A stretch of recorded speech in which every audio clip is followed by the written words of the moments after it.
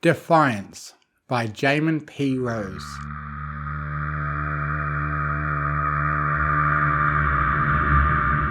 Diamond-shaped blades dug into the flesh of the white earth pony stone as the bladed chains of the zebra cat of Nine Tails crack across his flanks. Each chain segment leaves a small gash, his fur turning red around the wounds. The stone doesn't whimper or cry as the chain is pulled away from his flank. There's a crack as loud as a gunshot in the air as the whip reaches its backwards apex. It's not the first time he's heard this, and it gives him the chance to brace for the pullback. The whip swings around, striking his other flank, digging into and making new cuts across the length and breadth of it. He grits his teeth, fighting back a scream of pain as the whip leaves him again. "Impressive," hisses the voice of his captor. "You're standing up to this far better than any of my other slaves ever have." "Ha! I've had years of training. It's going to take a lot more than that to break me." The stone shouts back as he struggles against the chains holding him against a massive stone pillar. With his face forced against the stone pillar, it's impossible for him to turn and glare at his captor as much as he would like to. The whip cracks against him again, this time making bloody tracks against his back that draw a wince of pain from him. "I didn't give you permission to speak, slave." "I'm not your slave, Krillin, and I will get out of here," he shouts back, struggling harder against the chains, putting in a tremendous amount of strength and managing to make them budge slightly before the whip cracks against him again. "You will address me as master," Fluid moves, "one way or another," Krillin growls, and then cracks the whip against Fluid's right side. Each of the diamond-shaped blades digging in and making bleeding gashes. At this point, Fluid's coat is more of a crimson red than white from all the various gashes. The pain, while intense, is nothing compared to his will to survive and his faith in his friends.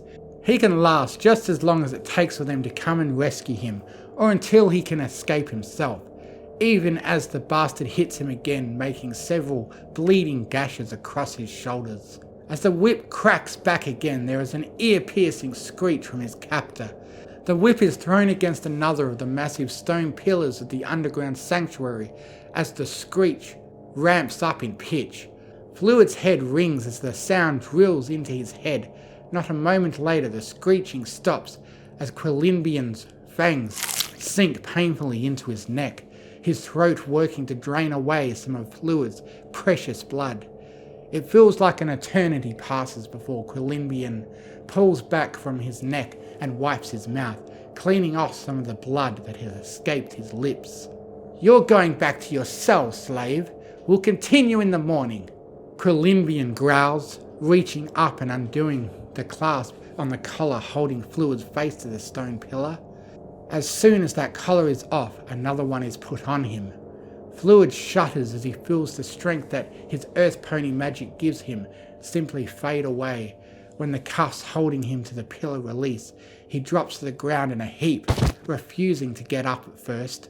Krillin has none of that and kicks Fluid in the gut. "Get up, or I will find a more creative use for you," Krillin says with a dark chuckle, sweeping some of his steel grey mane out of his face as he leers at Fluid. Fluid spits at Krillin as he gets up and receives a strike across the face with a knife that he hasn't noticed in Krillin's black-coated hoof before. "Watch yourself, slave! The last thing you want me to do is kill you and bring you back to life," he says as he hooks a leash into Fluid's collar. "I promise you it's a very unpleasant experience." Fluid is silent at that, but his eyes stay locked with the bat pony's green ones. Their coats are a perfect mirror for each other, not counting the blood, of course. White and black, day and night, good and evil. For a moment they stood there, eyes locked, each a force of will that could rival the princesses of old. Eventually, though, Krillin cheats, his shadow reaching out and forcing Fluid to bend down into a bow. "That is your natural position," Fluid moves. "Bowed before me," he says as he looks down at Fluid. Never, Quillimbian! Never! Fluid snarls definitely. Quillimbian snarls back, clips a leash to Fluid's collar and begins dragging him across the ground. The coarse stone grinds against the gashes on Fluid's coat, making him wince as the stone occasionally digs into his wounds, making them worse. A trail of blood is left across the floor as Quillimbian drags him to a set of stairs. You can walk, or you can find out what it's like to be plunged into a world of pure shadow, with no air, no light, and no direction until I reach the top of the stairs. Fluid glances at Quillimbian as he gets up and starts up the stairs, his eyes only leaving his captor when he has no choice but to watch his footing on the old and worn staircase, even when he constantly pulls on his leash, doing his best to be a pet. Quillimbian fights back using his skills with lips to leverage and yank Fluid back, making him stumble as they crest the stairs. "Move it!" Quillimbian hisses as he forces Fluid forward. It's a short distance from the stairs to Fluid's cell. The small cramped space is just barely big enough to turn around in. With a mighty kick, Fluid is tossed into the cell and locked away for the night.